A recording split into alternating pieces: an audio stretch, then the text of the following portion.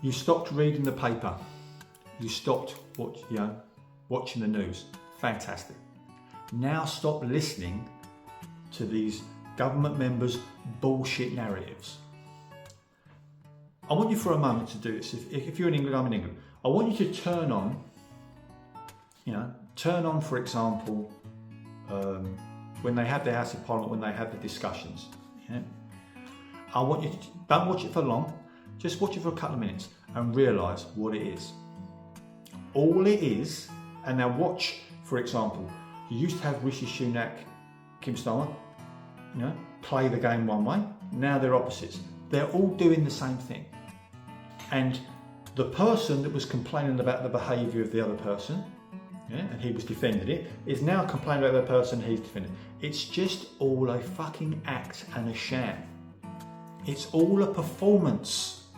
It's a performance. Yeah? It's all an act. Yeah? They are performers. They're no different, and that's the point. When you realise the reason why things are breaking down, because we are starting to see that the whole thing's a fucking performance, all the way down. Yeah? It's all performers and actors, salesmen, selling you shitty products. Yeah?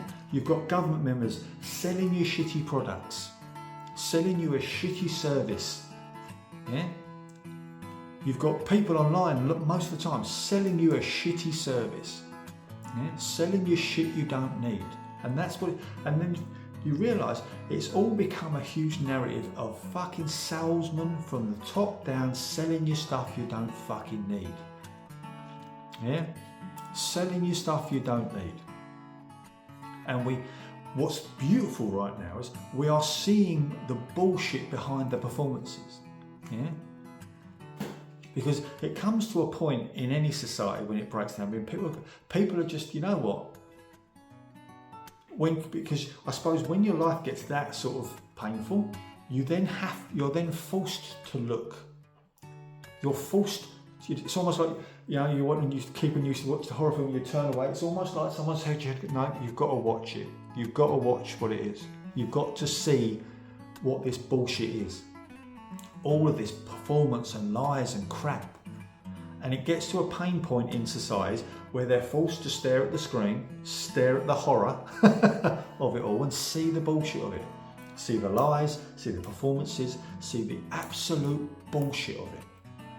Yeah? And it might be uncomfortable to have to stare at the screen, stare at the reality of it now. But in the end it will become an amazing thing for us. Because when we can look at that, that's the only time change can really happen.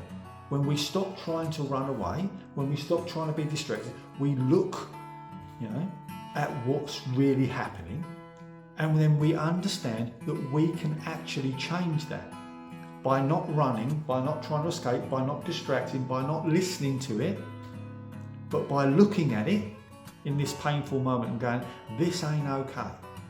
This is not acceptable for us. Yeah?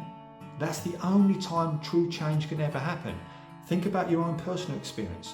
When does change usually happen in a person's life? When they've hit a pain point.